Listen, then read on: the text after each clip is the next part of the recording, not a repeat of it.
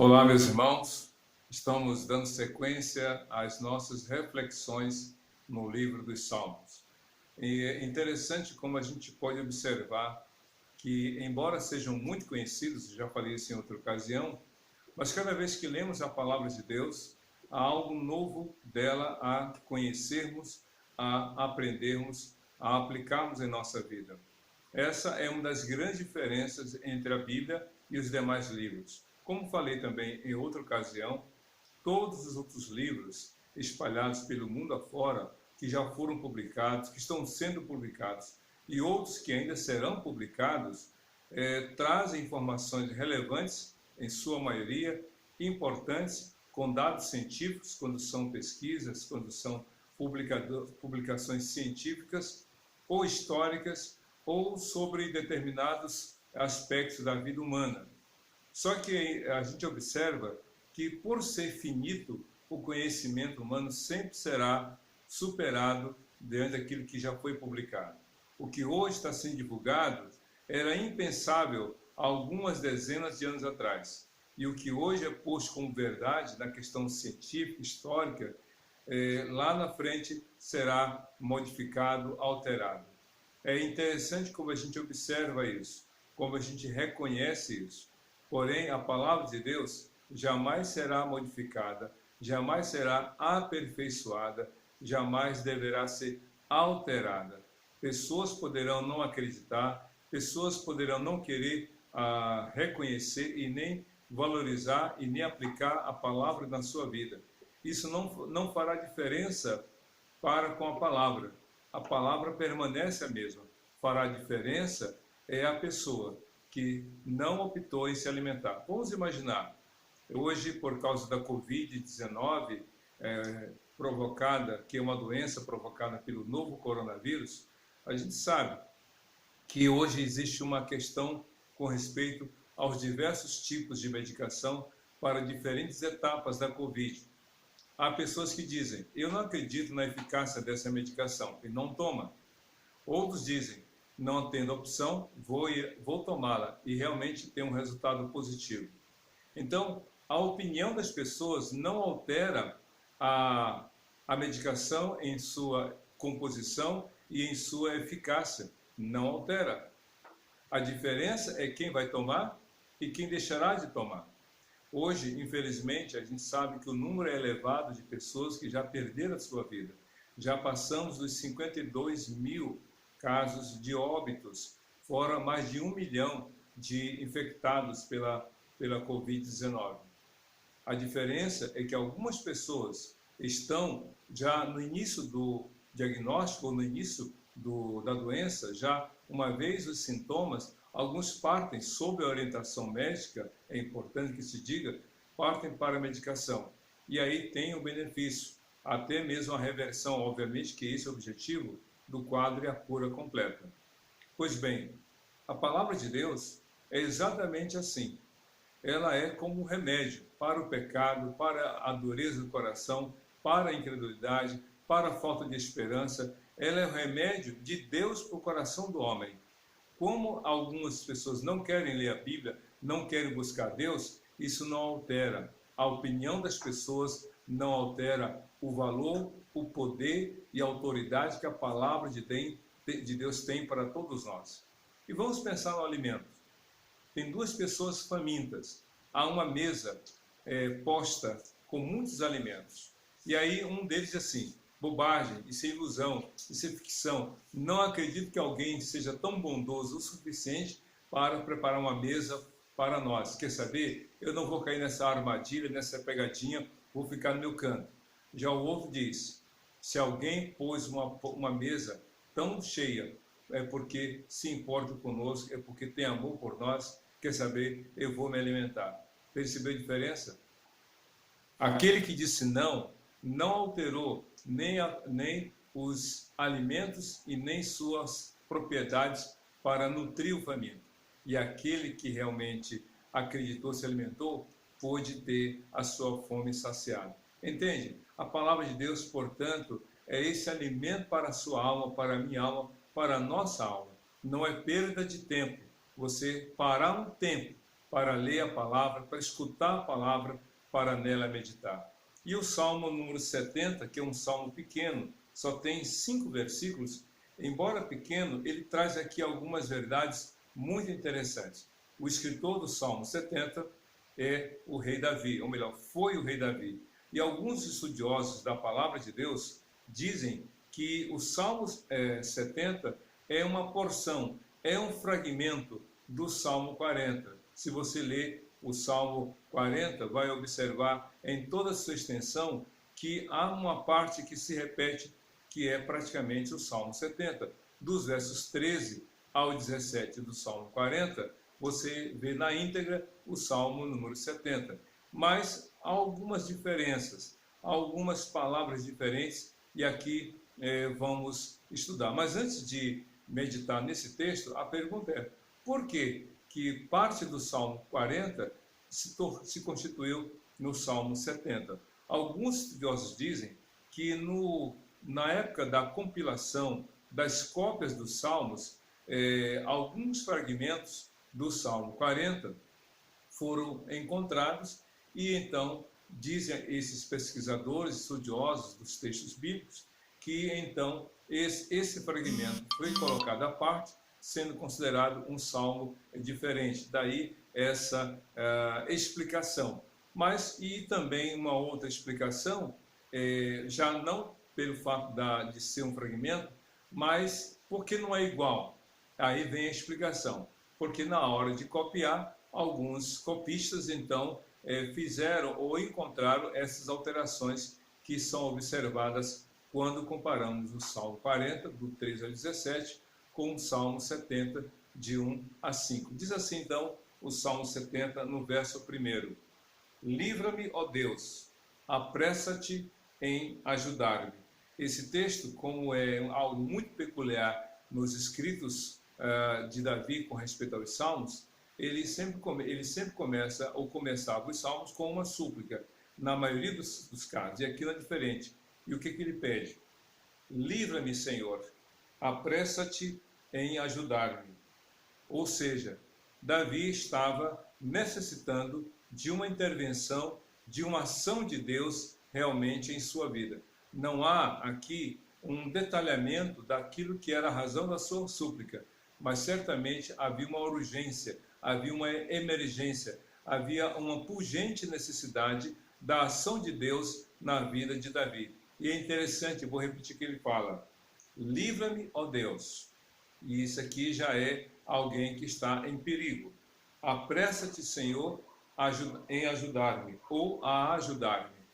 É interessante que Davi já era rei quando escreveu o Salmo 70, como fragmento do Salmo 40. Mas a verdade é que ele não se apressa em agir. É muito interessante isso.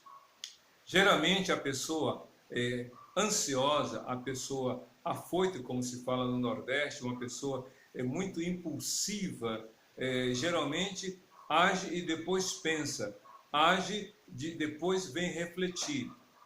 Ou então, por causa da sua independência de Deus, ou por achar que sozinho pode resolver, vai por sua própria conta tentar resolver as situações. Davi não. Davi põe o pé no freio da sua existência e humildemente reconhece que precisa de Deus, que precisa da ação e da intervenção de Deus em sua vida. Por isso que ele se volta para o Senhor dizendo: Senhor, livra-me. Senhor, apressa-te a ajudar-me. Ou seja, havia uma urgência, mas também havia uma dependência. Havia um problema, sim, na vida dele, que precisava de uma intervenção, mas ele suplica ao Senhor que o Senhor venha agir. Essa é a diferença entre aquele que confia em si mesmo e aquele que confia em Deus. Quem confia em si mesmo age no seu tempo, do seu modo, e por conta da sua própria decisão. Mas quem confia em Deus, espera em Deus, aguarda em Deus e confia em Deus. Essa é a diferença.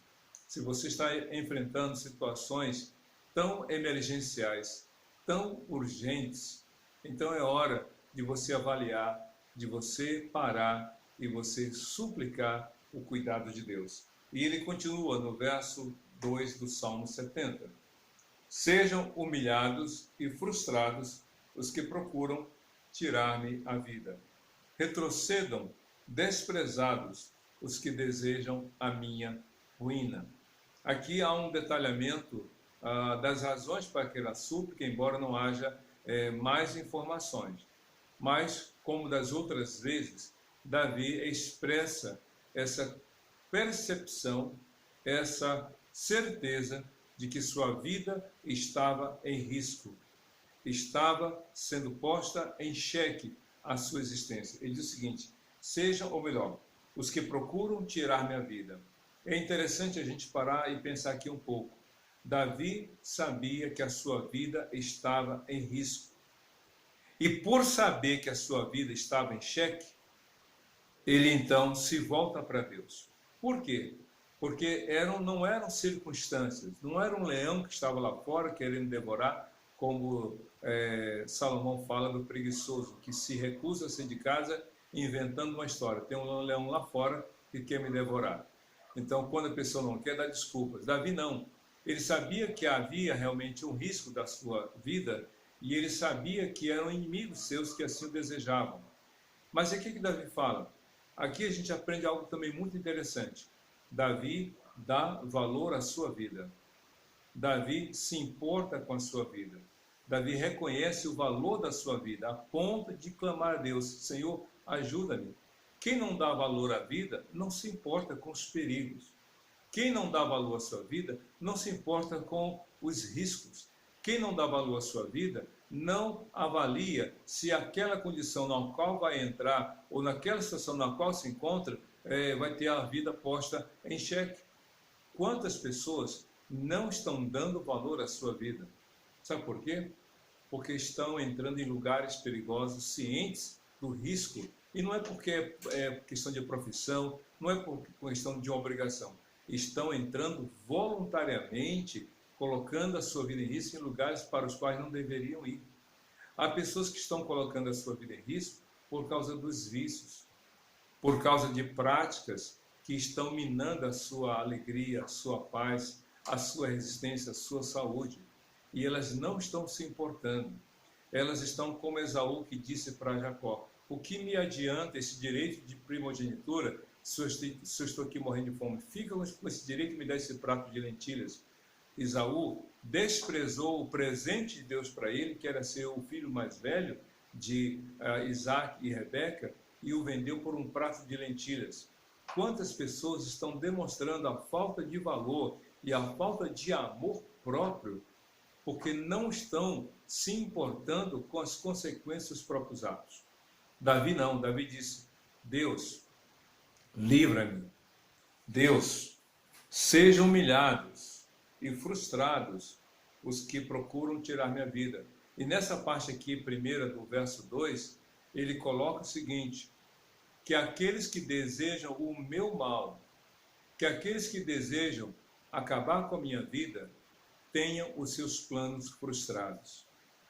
Porque ser humilhado aqui é exatamente isso. Ser humilhado é quando a pessoa fica cantando vitórias antes da batalha acontecer. Pessoas que já espalham as notícias de que derrotou o outro sem sequer ter agido ainda, embora tenha os seus planos malignos plantados em seu coração. Então Davi diz: Senhor, sejam humilhados e sejam realmente frustrados os que tentam tirar a minha vida. Ou seja, Senhor, lute as minhas lutas, guerreie as minhas guerras, batalhe as minhas batalhas. Davi era rei, Davi tinha um exército, Davi tinha conquistado muitas vitórias, mas existem certas situações que a gente fica sem forças para lutar, que os nossos recursos não são suficientes, que os nossos planos não são eficazes. A gente apela para quem? É interessante, Davi apela para Deus. Apele para Deus, meu amigo. Está difícil? Está complicado? Você está sem forças, sem recursos, você já não tem o que pensar, como resolver? Clame a Deus. Eu gosto muito daquele texto de Jeremias 33:3, que a gente conhece de longa data. Clama a mim e responder-te-ei e anunciar-te-ei coisas grandes e firmes que não sabes. Confia em Deus. E ele continua aqui, na segunda parte do verso 2 do Salmo 70. Retrocedam desprezados os que desejam a minha ruína. Ele usa uma linguagem, humilhados e frustrados, e aí fala, retrocedam desprezados os que desejam a minha ruína.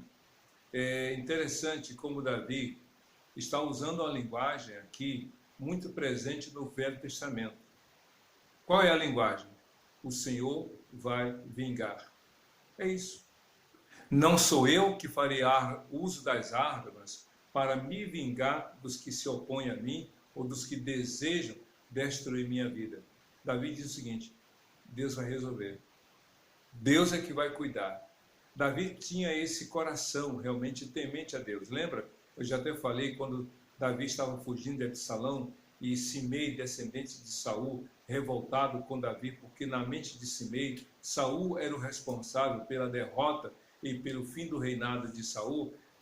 Davi fugindo de Absalão, de um lado, de uma montanha, e do outro lado, Simei, blasfemando, criticando, debochando, ridicularizando, ofendendo e jogando pedras contra Davi. Joabe, que acompanhava Davi, disse, Senhor, permita que eu vá matar Simei. Sabe o que Davi disse? O que é que eu tenho com vocês, filhos de Zeruia? Zeruia era irmã de Davi. O que é que eu tenho com vocês? Se Deus permitiu que ele abrisse a boca para me amaldiçoar, quem sou eu para querer calá-lo? Mas se não foi Deus que mandou, Deus mesmo vai cuidar dele. E de fato, mais tarde, Simei é morto pelos seus próprios atos, porque ele desobedece a uma ordem de Salomão e então tem a pena capital por ter desobedecido um decreto do rei. Pois bem, Deus cuida daqueles que se levantam contra os servos de Deus. Não é preciso que os servos de Deus realmente façam uso da maldade para se defender. Não use as suas mãos para se levantar contra aqueles que ofendem você. Não há justiça verdadeira quando ela é feita pelas próprias mãos. A verdade é Deus agindo em favor dos que nele confiam. Aqui diz no verso 3 do Salmo 70, retrocedam em desgraça os que zombam de mim. Aqui há uma redundância do que foi dito antes. Retrocedam, retrocedam em desgraça os que realmente zombam de mim. Davi, então, fala três coisas a respeito da sua vida. Aqueles que querem tirar a minha vida, aqueles que desejam a ruína da minha vida e aqueles que zombam de mim. São estágios diferentes. Os que desejam meu fim, ou seja, a minha morte, os que desejam a minha ruína, a minha derrota, o meu fracasso, e aqueles que zombam de mim. De fato, de quem nós lembramos que teve a sua vida posta em risco constantemente? De quem nos lembramos daquele que foi alvo de palavras depreciativas para que vivesse derrotas e fosse fracassado? De quem nos lembramos de que quantas vezes planos foram arquitetados para que realmente ele morresse e que foi motivo de zombaria até mesmo na cruz? De Jesus. Jesus realmente foi alvo de inimigos seus que desejavam a ruína, que desejavam o seu fracasso, que desejavam a sua morte. E foi motivo de zombaria. Pois bem, Jesus suportou tudo por amor a nós. Por isso é que ele entende a nossa dor, entende o nosso sofrimento. Se você está passando por situações tão difíceis, deixe nas mãos de Deus. Confie em Deus, porque ele é o nosso verdadeiro juiz. E é interessante, no verso 4, já falando do sentido oposto de toda a situação que ele havia colocado, no verso 4, Davi diz o seguinte do Salmo 70, mas, ou seja, contudo, entretanto, porém, ou seja, no sentido oposto aos inimigos que queriam que ele fracassasse, que ele fosse derrotado, que ele fosse motivo de zombaria ou que zombavam dele, ele disse, mas regozijem-se e alegrem-se em ti todos os que te buscam. É isso mesmo. Se você ler os versos anteriores, de 1 a 3, você vai ver o seguinte, que ele fala: apressa-te em ajudar-nos. Olha só o que ele fala: sejam humilhados e frustrados, retrocedam desprezados, retrocedam em desgraça. Ou seja, esse conjunto de pessoas que se levantavam para o mal de Davi, que eles sofressem as consequências dos seus maus intentos, dos seus maus planos e dos seus maus propósitos e de suas más ações. Entretanto, no sentido oposto, que aí ele fala, que se alegrem-se e que se regozijem-se em ti todos os que te buscam. Realmente, meu querido, é nítida a diferença. Quem deseja o mal dos servos de Deus, quem zomba dos servos de Deus, quem planeja contra os servos de Deus, quem intenta contra os servos do Senhor, serão tratados pelo Senhor de forma dura, a ponto de sofrer as consequências. Porém, os que confiam em Deus, os que fazem a vontade de Deus, os que dependem de Deus, os que andam no caminho da sua palavra, vão se regozijar e vão se alegrar. Aí alguém pergunta assim, mas pastor Clark, qual a diferença entre se regozijar e se alegrar? Bom, eu não sei dizer com toda a precisão, mas eu desconfio de que regozijar é algo interior, é algo lá dentro, é algo assim que não tem como explicar, mas é um sentimento de satisfação, de plenitude, é aquela alegria interior que o mundo não pode dar, mas que o mundo também não pode tirar, porque vem da plena confiança no Senhor. Regozija-se a minha alma, é aquela alegria assim que é indescritível, indizível, como alguns textos bíblicos assim falam. É uma alegria interior, é o regozijo. Assim como Ana, a Bíblia diz em 1 Samuel capítulo 1, no verso 9 e 10, que Ana chorou diante de Deus porque ela era humilhada por Penina, porque ela não podia gerar filhos sendo chamada amaldiçoada de mulher pecadora, ela era estéril, casada com Eucana, Eucana casou-se com Penina para ter filhos, e aquela situação toda, as consequências da esterilidade de Ana a levou a sofrer muito. Mas um dia, não suportando mais tanto sofrimento, ela resolve orar a Deus e ela faz um voto pedindo a Deus um filho, dizendo que se Deus desse a ela um filho, ela iria entregar esse menino para servir a Deus na casa do Senhor por toda a sua vida. E depois que ela ora, ela se levanta, ouve uma palavra de Eli era o sumo sacerdote, disse, Deus atenda a sua oração. E aí então diz a Bíblia que quando Ana se levantou daquele ato de súplica e oração ao Senhor, já não era mais triste o seu semblante. Por quê? O filho ainda não tinha nascido, ela continuava casada com Eucana, Penina estava lá ainda especiando, mas no coração dela havia uma certeza, Deus vai responder minha oração. Ela já tinha uma alegria interior. Eu creio que regozijar-se aí é exatamente isso, é algo de dentro para dentro. Mas essa alegria, que diz o texto, regozijem-se e alegrem-se, essa alegria já é algo que é evidente, é aquele sorriso largo, aquela expressão, aquela face agradável. A Bíblia diz em Provérbios capítulo 15, verso 3, que o coração alegre dá beleza para o rosto, mas o coração triste dá tristeza ao olhar. O coração alegre formoseia o rosto. E muita gente que tem tudo para ser feliz externamente, mas tem um coração triste. Mas tem pessoas que têm tudo para ser triste, mas porque confia em Deus, tem alegria no seu coração. Entende a diferença? É aqui dentro. E ele continua. Digam sempre os que amam a tua salvação, como Deus é grande. Digam sempre os que amam a tua salvação, como Deus é grande. Como Deus é grandioso. Como Deus é maravilhoso. Como Deus é abençoador. Como Deus é bondoso. Como Deus é amoroso, como Deus é grande. A grandeza de Deus, meu querido, não está nos grandes feitos aos olhos do mundo, mas nos grandes feitos que transformam o coração do homem. Isso que é interessante. Billy Graham, que já faleceu, um dos maiores pregadores dos séculos 20 e 21, disse uma coisa que depois da morte dele foi postada durante um bom tempo.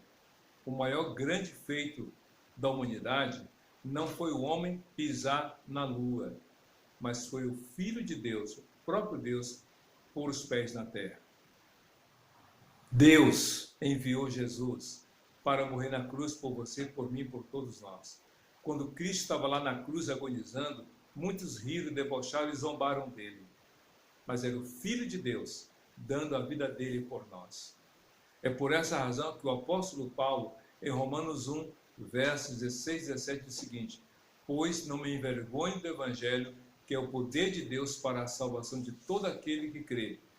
Nele crê, primeiro do judeu e depois do grego, porque a salvação porque a fé ou a justiça da fé se manifesta de fé em fé, pelo que está escrito, o justo viverá da fé. Ou seja, o grande feito, a maior de todas as grandes obras de Deus, foi a cruz, e sempre será a cruz.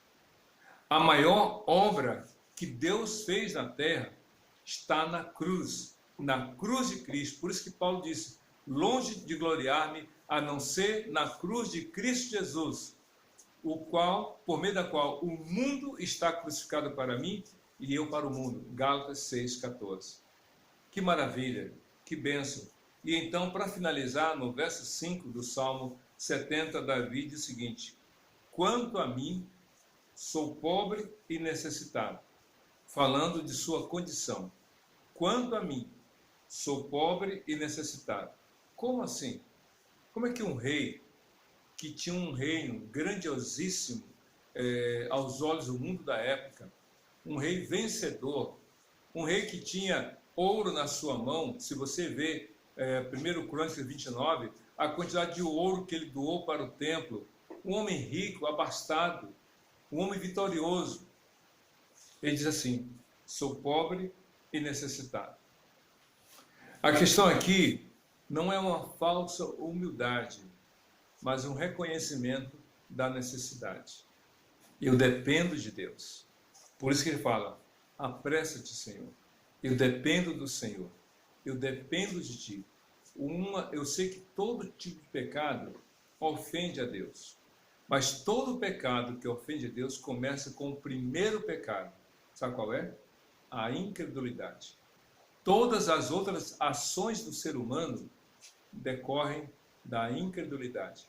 É por causa do ato de não crer em Deus, o homem é orgulhoso, o homem é altivo, o homem age por conta própria, o homem deseja o mal do outro, o homem é egoísta e tudo mais. Todas as outras coisas decorrem da incredulidade. Vamos imaginar uma árvore. Você já viu uma árvore? Não vou dar nome à árvore porque pode ser que alguém tenha essa árvore frutífera na sua casa. Mas imagine uma grande árvore com muitos frutos. Só que são frutos venenosos. Imagine uma árvore com frutos venenosos. E aí você diz: eu não gosto desses frutos porque são venenosos.